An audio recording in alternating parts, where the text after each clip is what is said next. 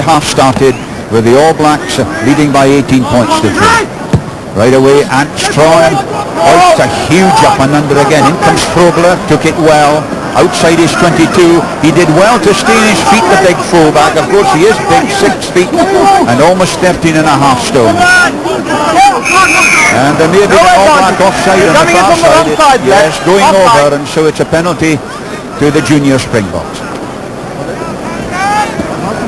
Good kick from Armstrong, got plenty of height on it. And it was actually Grant Fox up to make the tackle, so no wonder the fullback didn't go to ground. Fox is not the heaviest. Johnny De Beer kicks up towards halfway, and you can see there how they were driving round, and then on the far side I think it was Ian Jones who may have been caught offside and who also went to the... He's back there to support him and allow him to clear the second time. Hutton, the big weightlifter, has been a bit of a nuisance to the All Blacks. He's moved back to number 4 now. Throw in again by Robert. Michael Jones got hands to it at the tail, but a bit of pushing there, and it's a penalty offence. Always surprises me that now you can leave her up on the shoulder and only give away a free kick, but if you push her, if you barge, it's a penalty. In any event, it gives Johnny De Beer the good chance to cut the deficit. There's a 21-year-old who's been kicking well this season.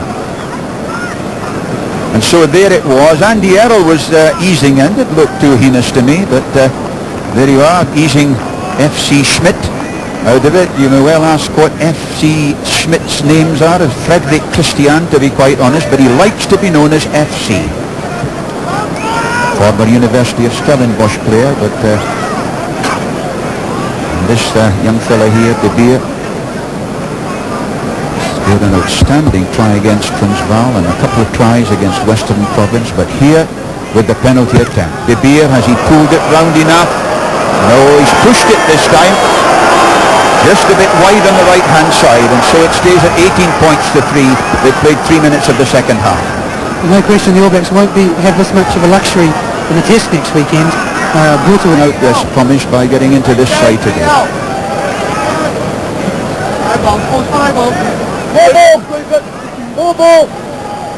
Robin Brooke and Ian Jones wait. But it's a tap here by Hugo Russo was in it as well. This is Fultz, the big centre, laying it on for the forward. Tian Strauss, the captain and number 8 forward, has taken it up to New Zealand 22. And very well back and along the line nicely to De Beer. De Beer with the kick through, meant for Badenhorst. If he gets a good... He's got it! What a magnificent try. I was going to say if he gets a good bounce he could be home. And Chris Badenhorst has done it again. His 10th try of the season, and it really did come out of the blue. It was a kind bounce, as we'll see, but the Orange Free State winger took it well, and that really has lifted this crowd. In front of our commentary box here, they all stood up, and you can see here, watch how Fultz took it on first of all, the big man, and then Strauss managed to work it clear. He half-turned so that the ball was available, and then as it came out, watch how De Beer had moved there to the side. The fullback wasn't required. Now it's the bounce that was so important. It was a beauty. Badenhorst said thank you very much. Important to see here. We're going to see the little kick here from the second phase, and he took the ball at pace and a very fortunate bounce, but important that they ran it up from their inside centre, playing a one-out defensive system. That tackle was Grant Fox's, which is difficult for a smaller man to take a big man like Fultz. He stayed on his feet and the forwards were in behind, and of course they won that quick second phase ball and went on to score. Probably the most constructive passage of play we've seen from an opposition in the country yet. A change of kicker. Herbrand Hobler, who's a left footer and who scored quite a few points this season, 102 altogether, and he's given it a pretty good lick. The crowd will tell you. What a superb kick by him. 18 points to 10 for New Zealand. They played 7 minutes of the second half, and wrongly, and Van Rensburg and LaRue are very alike in both style and in running, but there we are. They've got a very useful utility man on the field, but he isn't a Badenhorst. John Kerwin in the middle, feeding on to Jones. Jones to Little. Michael Jones and Nodian. Strawn to Grant Fox. Fox, a little chip kick through, meant for Clark. Clark tearing up after it. Back there goes Fultz, right in his own corner flag.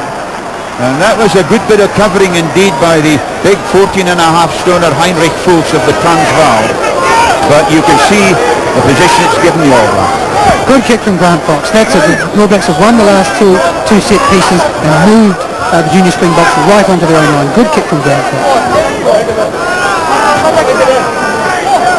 Huge New Zealand support, of course, here. I don't know how quiet it is in Auckland, but half of New Zealand seems to be over here and thoroughly enjoying the fact that the All Blacks seem to be heading for a third win on the trot here in South Africa. Strawn to Fox, missed out little to Bunce, Bunce out to Kerwin, Kerwin out there to Tino, Tino is home. That's a superb try. You can't get them any better than that. It was just marvellous to watch, the handling along the line, the mismove, and the fullback coming in outside his wing. Quite brilliant. John Timu's 23rd try for New Zealand. And it was Bunce who first of all made it, then that lovely catch by Kerwin, and Timu, who has played as a wing of course for the All Blacks in test matches, nobody could catch him. So Frank Bunce taking it, the miss pass, Walter Little missed out, quick hands from John Kerwin to drag it in, the ball under the outside arm so he can fend if necessary, and the try in the corner. And John Timu has now scored 98 points in the All Black jersey. Remember, he scored 4 tries against Western Australia during the Australian part of the tour. And I remember him scoring 2 great tries in the World Cup against the Canadians. That was on the wing.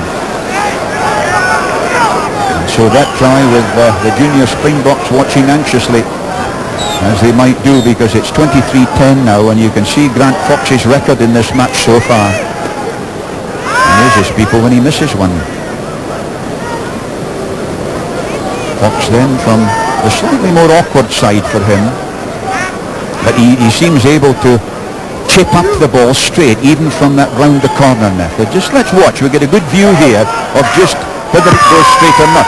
Just pulling it in, you see, virtually straight. That is absolutely out of this world. A marvellous kick by Grant Fox, and that really gives the New Zealanders a lovely cushion of 15 points, 25 points to 10. And around the outside, giving Grant lots of room to put the ball just where he wanted to. So 23 minutes remaining. It's 25 points to 10. That's the 22 line in the junior Springbok half. It's a throw from Roberts to the line. They fly high, the big guys. Kruger it was who came through the line out. Plenty of time for Yanni de Beer this time.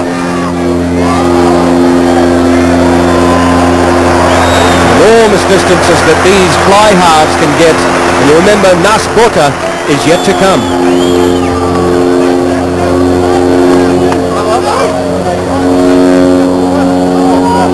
Right on the halfway line. Springboks, the junior Springboks, under the hammer a little from the All Blacks right now. That was a super try from Barton, wasn't it?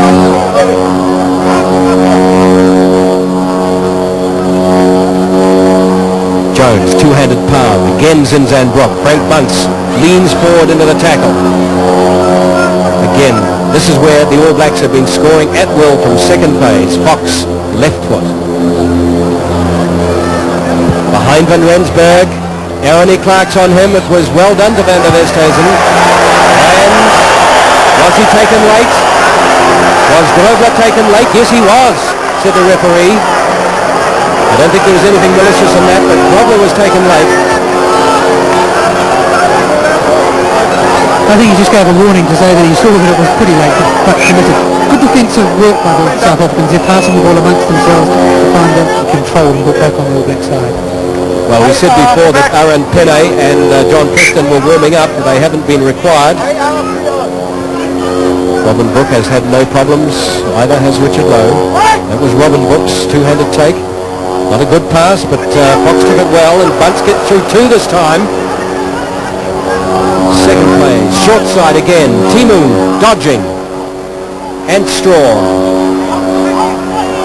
Robin Brook holds it in one hand. Comes clean now. Fox with the drop kick. It's short. And just to the left. Perhaps it did have enough distance, but it dropped just to the left. It was worth a go.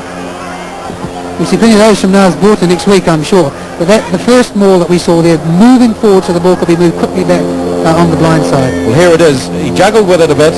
Found the lace on the top of the motor ball. and then pushed it just to the left of the upright. 14 minutes remain in the game. They haven't shown at the moment, apart from Badenhorst's little lucky bounce, that they've got a heck of a lot more to give. But that man's been getting two-handed ball all day, Hatton. The rolling move from the Springboks takes it a couple of metres more. Now, along the back line perhaps, De Beer. Through is Fultz and Puri. He's knocked it on. That's the left-footed kick from Antstrawn. Back is Van Rensburg. On Rensburg's high kick. Finds Zinbrook. And claims the fifth catch. Very casually as Van Rensburg challenged him. Well, that looked like it might be the first time that the classy outside backs of the South Africans would have a run. What's Robert going to do? He's going to open it. Has to. Over the halfway line. Zinbrook goes a little high. Doesn't get him. Fitzpatrick finally does. Van der Westhuizen on his knees, calling for it now. Burrowing in is Van der Westhuizen. See what the ruling is. It should be an All Black ball. It didn't come clear. Black ball. Black ball. Well, they took it in. They couldn't clear it. That's a new law that maybe a few folks here don't understand, that the team that takes Had to come up, and the covers had to run further. this All Black side of today here at the Loftus Versfeld Stadium, just trying a few more things than they have in the previous two games against the Talano FS. Michael Jones and Zinbrook, well, they're all stationary with their backs to the oncoming hordes of white from the Springboks, but they junior Springboks. But it was Walter Little who found touch. And again, the touch judge is in. Tricky enough to cancel for now. Tian Strauss has been called out. There's no problem, okay? No need for him to get involved. Okay. But before you... It's a penalty the All Blacks, right? I'm not sure. Fitzpatrick was arguing his case. In fact, it was one. Sean saying no need for the touch judges to get involved. He seemed to think that it wasn't worth the touch judges' worry. Bottom right-hand corner, a sort of a wild swing from Hatton, which missed everyone. The touch judge felt it was worthy of note. Time's ticking away. There's 11 minutes to go in this game. The third of the tour. The All Blacks have the advantage of 25 points to 10. They're parked 1 metre on the junior Springbok side of the half. Demanding the 1 metre gap. The South Africans haven't done so. It's a free kick. Calm it down, says Fitzpatrick. There's a move on here as Olo takes it. Olo Brown takes it to the 10 metre line. And they're getting shoved around a bit, the All Blacks. Standing off is Zinbrook. Runs into a massive Harry Roberts. Robin Brook. Michael Jones finds some space. Michael Jones.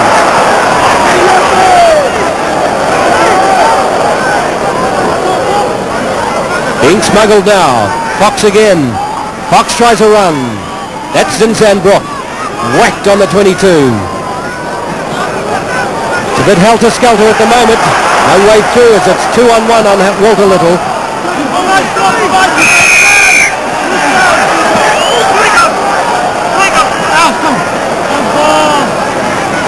I wonder what that move when it's that penalty was called. Charge? Run at the opposition?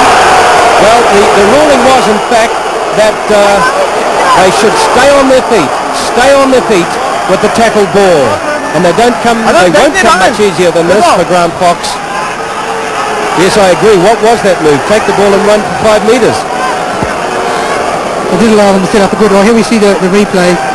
Ball on the ground, 7 going over to kill it and prevent it being released, would be my guess.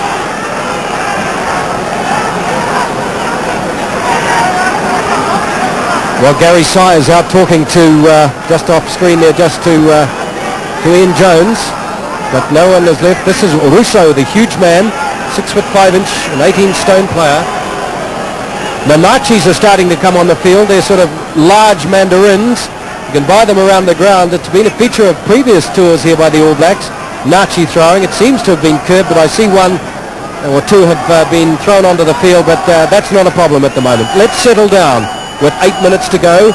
25 points to 10. The All Blacks have the advantage, and it's Boks with a kick.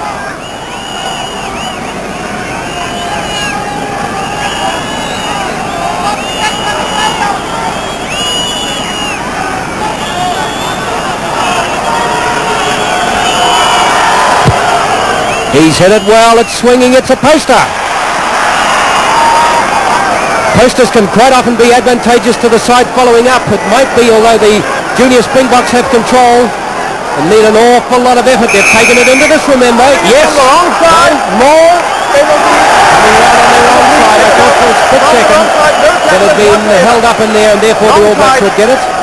But coming around on the wrong side of the ball, the penalty goes to the junior Springboks. Time is running out for them. And they've got 8 minutes to go, and New Zealand lead by 25 points to 10 and look very much capable of repeating the one previous victory over the junior Springboks. That was in July 1960 when New Zealand won by 20 points to 6 in Durban. Of course, the junior Springboks did play the unofficial Cavaliers side and held them to 22-21. But today, the All Blacks have played very efficiently, very good, sensible percentage rugby, and that fella Hatung is the only one who's really caused them tremendous bother. One point about the junior Springbok side that has struck me is that Strauss, the captain, is one of the outstanding tacklers on the field. He really has put in a power of work. That high kick by De Beer taken by Timo.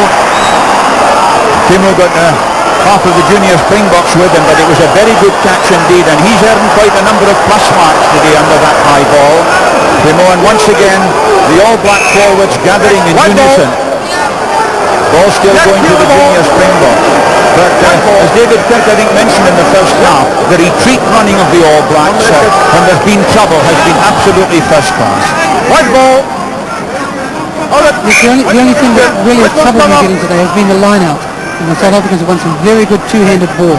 That'll be some concern, and I guess they'll be thinking pretty hard about that in the week up to the first test, or the only test. And so there's a New Zealand replacement. Aaron Penny of Otago is coming on, a big lad who's played in 7 internationals, and he's taken over from Michael Jones. And we thought that earlier on Michael Jones had a knock and that wasn't quite at full steam, and that's a matter of some concern for the New Zealand selectors, although they have a good number of quality loose forwards, but this fellow at his best is very special. However, he's off, and Aaron Penny, number 21, is there, usually a number 8, but capable there of playing on the side. This is Kruger, the flank forward going all the way, a magnificent run by him.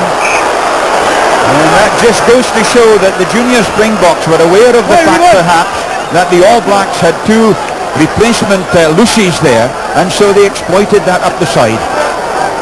Difficult to defend against that. The number 8 runs wide. He's followed by the blindside flank on the New Zealand side, and then the New Zealand number 8 has to decide whether he goes wide to take the winger or holds in the gap for the inside pass. Patrick with a vital throw. That goes Armstrong, knocked over Stonage far. Now let's see if this very heavy junior Springbok pack can push over. They certainly never looked like moving the New Zealand Stonage so far, despite the fact that they've had 5 to 6 pounds a man advantage. Wait for the ball.